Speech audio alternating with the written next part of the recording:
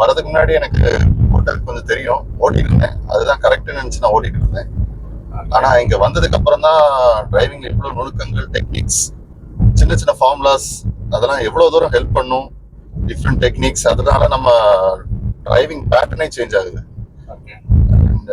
இதெல்லாம் வெளியில எங்கேயுமே கத்துக்க முடியாது. ஸ்பெஷலா டிரைவிங் ஸ்கூல்ல நம்ம இதை கத்துக்கவே முடியாது.